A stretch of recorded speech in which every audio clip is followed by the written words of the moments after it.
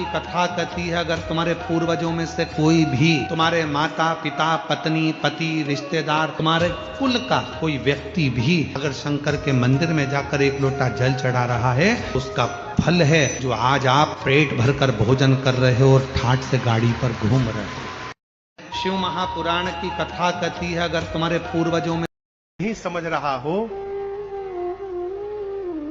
हमारे पूज्य महाराज श्री हमसे कहते हैं, बाबू 3 बार समझाना चाहिए।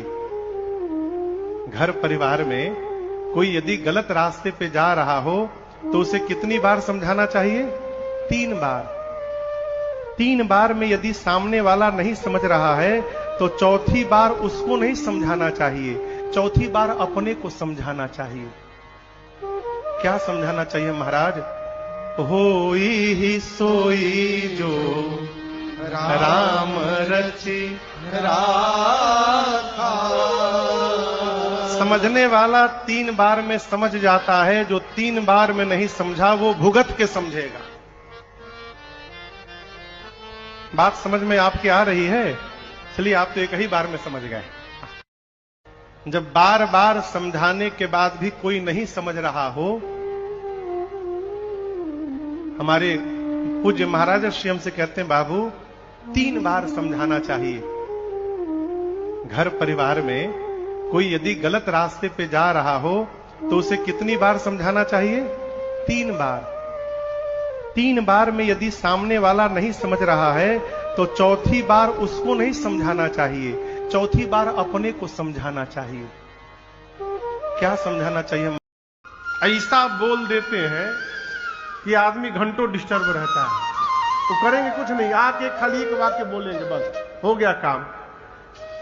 कड़वा बोलने से बचा जाए। क्यों? अरे दिल दुखाना किसी का नहीं चाहिए। बतिया बुझा रहा है? समझ में?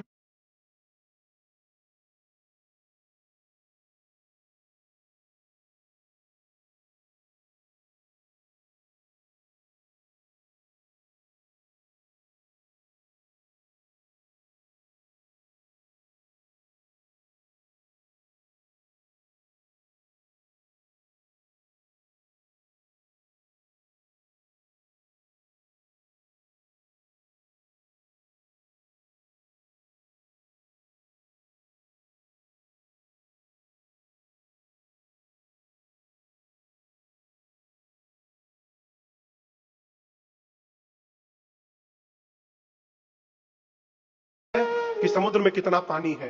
गुरुदेव भगवान कहते, राजन समुद्र में जितना जल है राम के पास उतना आनंद भरा हुआ है। ये आनंद के समुद्र है, सुख के धाम है, त्रैलोक्य की सुंदर व्यवस्था करने वाले हैं। और महाराज ये राम ही हैं जिनके कारण जीव को जीवन में विश्राम की प्राप्ति होगी। बिना राम के विश्राम मिलने वाला नहीं है। आप कितना भी यत्न कर लीजिए, एक बात समझिएगा, ऐश्वर्य से जीवन में विश्राम नहीं आ सकता। आप रुपया होगा तो 2 लाख का बेड खरीद सकते हैं, लेकिन नींद नहीं खरीद सकते। ऐश्वर्य से, धन से विश्राम नहीं हो सकता है। विश्राम तो तभी मिलेगा जब राम जी की शरण में पहुंचेंगे। बिना राम के शरण में आए जगत में विश्राम मिलने वाला नहीं है। समुद्र के पास जाने के बाद पता चला दुनिया का पूरा विश्व हमारे बिहार के नालंदा में पढ़ने आया करते थे। लोग आते थे, बाहर से बच्चे पढ़ने आते थे पूरी दुनिया से।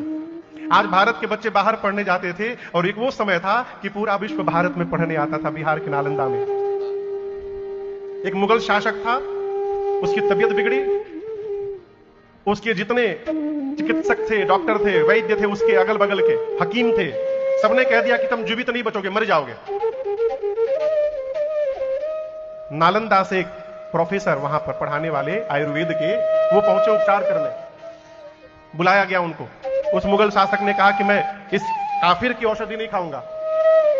तो उसने कहा ठीक है, आचार्य जी ने कहा ठीक है, तुम दवा मत खाओ, कुरान पढ़ोगे ना, कुरान पढ़ना, उससे तुम ठीक हो जाओगे। उन्होंने क्या किया, दवा लेकर कुरान के पेज में जहां से पलटते हैं उसमें सब में लगा दिया और लगा के कुरान दे दिया। वो पेज पलटता था और जीभ से चाट चाट के पेज पलटता था और दवा उसके भीतर जाती गई और वो ठीक हो गया, ठीक हो गया। फिर जब उसको पता चला कि उस वैद्य ने इस तरह मुझे ठीक किया, तो कहां उसको धन्यवाद देना चाहिए।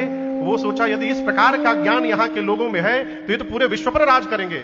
वो आताताई आया और पूरे नालंदा विश्वविद्यालय में आग लगा दिया, आग लगा दिया हो। महीनों जलती रही वहां की पुस्तकालय।